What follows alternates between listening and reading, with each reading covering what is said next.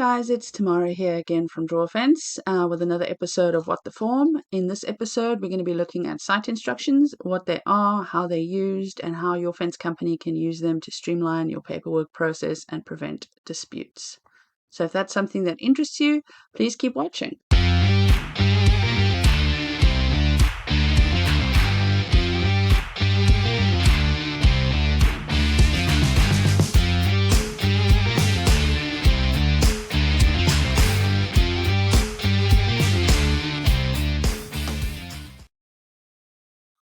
Right. So today we're talking about something that I've been using for 25 years, and that is a site instruction. That's something that's fairly not that well known in the sub trades in North America, but where I'm from originally, South Africa, it's very common in construction contracts of all kinds. And it's something that is really useful to any kind of project on the paperwork side and just making sure that you get paid for stuff and things like that. So, the first thing we probably want to talk about is what is a site instruction. And a site instruction, in very simple terms, is a formal written instruction that's issued on site. Now, when I first started in the industry, we were using duplicate books for this. So we would get our customer to write down what they wanted us to do and sign it. That's the most important part, that they've written it down and signed it. But these days you can use digital tools like the forms on Draw a Fence to do the same thing, or you can just stick to paper. That's fine too. I just find that it's a lot easier to do things digitally because your field crews don't have to keep track of all the papers, and there's no chance that they're going to get lost between the field and the office, which is really what you want. You want to make sure that everything that is issued as a site instruction in the field makes it to your estimators and project managers so they can take appropriate action. That action could be requesting a change order, contacting the client for more information, or anything else from zero cost to a major project change. Usually, site instructions are issued by the site superintendent or a foreman or something like that, somebody with the authority to issue those kinds of instructions. So, your crews need to know really what levels of their customer they are going to be taking site instructions from. But the important thing is that they are in writing and they are by somebody who is authorized to make those kinds of decisions. So that makes them contractually binding. So once that site instruction has been issued, you are able to take action either on timelines or costs or whatever else it may be. The important thing is that it's in writing and that it is signed. So, the reason we do site instructions is because there's a bit of a gap between what's happening in the field and what's happening in project management and estimating. And there's a paperwork gap there.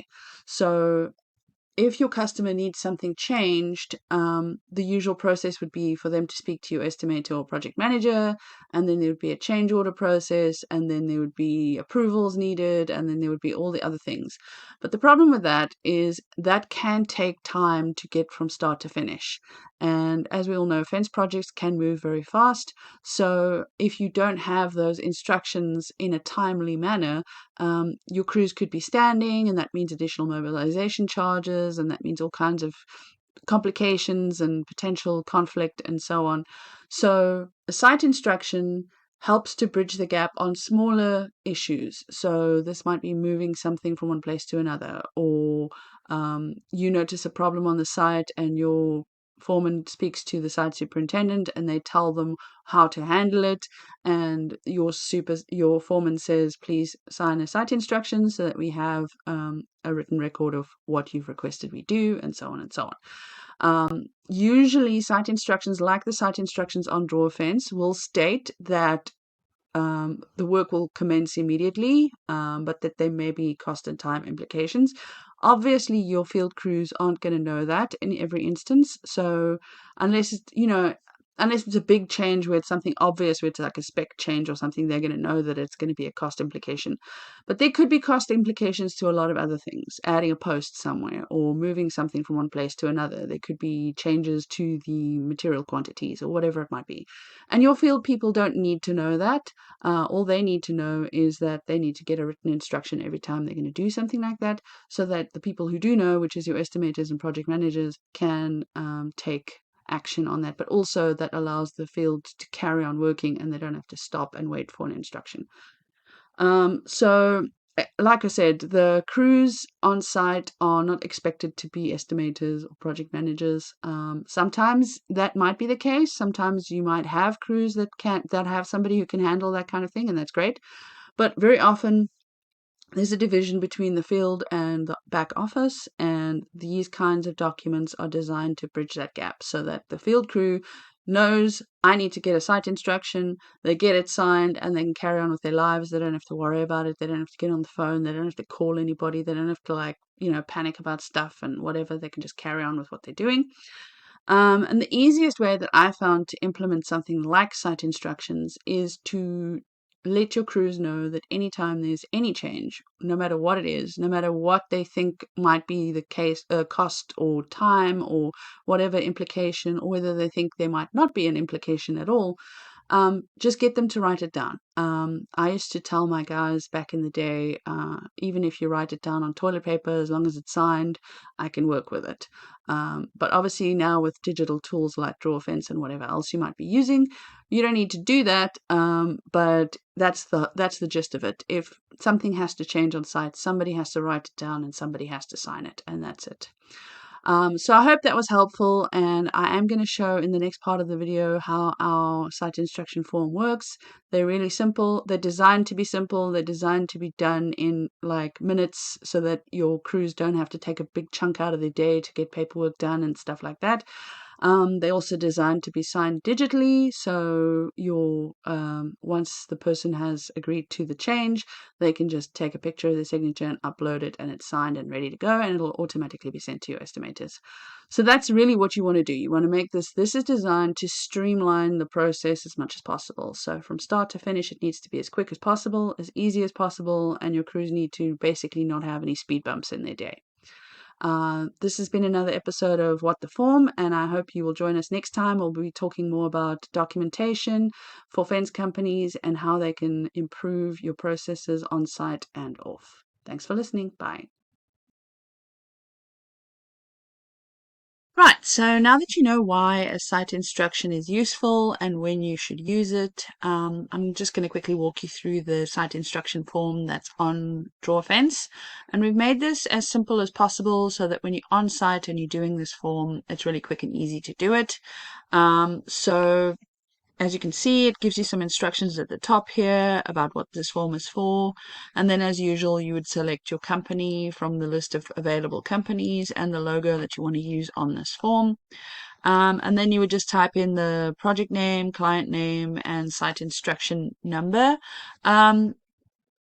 Our forms do all cache the last inputs by a user. So if you are the only person that's using this site instruction, it should give you the last information that you've entered into that form, just like I've got over here. So if you're only working on one project, you should be able to see real easy which site instruction number you are on. Otherwise, you can always go to My Files and look up SI, and it'll show you all the site instructions, and then you can filter by project and so on. Next, you've got the revision number. With most of the forms, you won't be using revision numbers, but they're on there anyway, just in case someone has requested a change or something like that. So you can make it revision 1, 2, 3, 4, 5, whatever. The next is the site instruction date, and that's also very important because you need to have that paper trail of when you were asked to do something, so that when you do things like change orders and so on, you have all of that information available. And then you've got a description over here, and this you just type in whatever it is that your customer has asked you to do. And really with a site instruction, often it's people who are field employees that are doing these site instructions. So they don't know necessarily whether something is going to have a cost or a time implication. So what I used to tell my people when I was running projects to do is anytime a change is requested, get a site instruction. Whether it's going to be a cost implication or a time implication or both or neither or whatever it is, that just covers them so that if down the line you discover there's been a change made, and there is money to be claimed for it, you're not going to have a big fight with your customer, so your field crews don't have to, justify why they didn't get paperwork and stuff like that.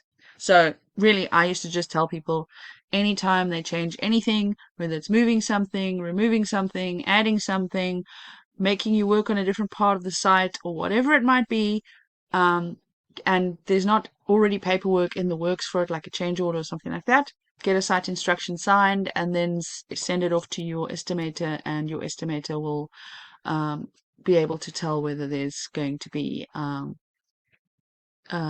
cost and time implications.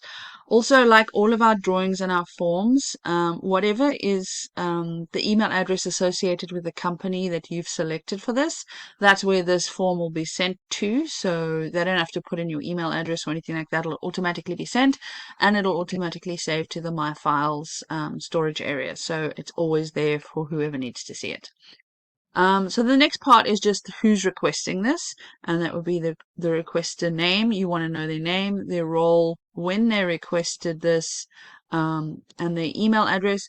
And a copy of this document will be sent to the requester's email address. So this is very important to put an email address in here that can actually receive emails, because they are going to get a copy of this. And again, that's very important for paper trails so that that person has a record of it on their side as well. And this is just, again, I always say paperwork is insurance against future disputes. And doing these kinds of things where it automatically sends to the customer who's requested the change and so on, it just makes it easier for everyone, and there's less chance of disputes later on. Then you've got the requester phone number, and again, this is useful for your estimator or your project manager, because if they need to contact that person to ask any questions or get any drawings or get any other information in order to calculate a change order request or whatever it might be, that is very useful information for them. Then we've got the requester signature, and I have just used a signature. So our system is set up so that you can upload a signature file. You can do this either from a signature that you've already prepared, or you can snap a picture of someone's signature on your phone when you're in the field and sort of crop it to just the signature and then upload that file. So because this form is going to be used very frequently in the field, that's how we've set this one up. So you can select those files from your phone, because all of our forms and documents can be done on a phone. And then that's real quick and easy. So you would just select the file from your phone that you've taken a picture of the signature of the person who's requesting the change, crop it, and then upload it over here. And then this is what the form looks like when it's completed. So you'd have the site instruction information, the details of the site instruction, and then a whole section at the bottom here where it's got the client name, blah, blah, blah, as well as the signature that's been uploaded. And then when I generate the PDF, it's going to look like this. And this is what will email to your whoever's email is over here, as well as to whoever's email is over here. So it's going to send it to your estimator or project manager, whoever's account you are using or user information you are using on the site instruction. So basically, if you have a foreman who's working on a project for you, you can give him access to your DrawFence account, and he can generate the site instruction through that account. Nothing can be deleted from the My Files section of DrawFence, so there's no chance that somebody's going to log into your account and delete something and accidentally get rid of something that you need or whatever. So it's really simple, and because you can have up to 3 user accounts on DrawFence, you can have one for your estimator, and then you can just have people logging in. And when we say accounts, we mean logins, simultaneous logins. So you can have up to 3 people logged into a single DrawFence account at any one time, and that can be from any device. So your foreman can log in and just select your user profile from the form, add all the information, and then this will be sent directly to them, as well as, or to the estimator, as well as to the customer. And this section over here just explains and sort of reiterates that this will be subject to a change order if there's an additional time or cost implication, but also that because they have signed the site instruction, work can begin immediately. They know that there might be a cost and a time implication, and that there may be a change order request coming for it. So that's how we set that up on DrawFence, and whether you use our form or you use a duplicate book on site or you use some other method of doing site instructions, this is a very useful way to cut the time between when a change is requested and when your crews can actually start work on it. Because if you follow the usual process and there's a change order request and so on, there can be some time before it goes through the appropriate channels, and this way you can cut out some of that time and do the negotiating on the price and the time after the fact. But also it will leave the door open for those cost and time changes, unlike just carrying on with the work without doing any kind of paperwork. So that's always a big problem on fence project sites. You want to get everything done. You don't want to have any delays and things like that. And especially for your field crews, they don't want to be delaying work while they wait for paperwork to come through and so on. So this is an alternative method of making sure that there is the paper trail you need in order to make those claims and to get paid for that work, but it doesn't take as long as doing the formal process from immediately after the request. Thanks for listening to this episode of What the Form, and we'll be back again with some more useful forms and documents and information for fence companies out there. Bye.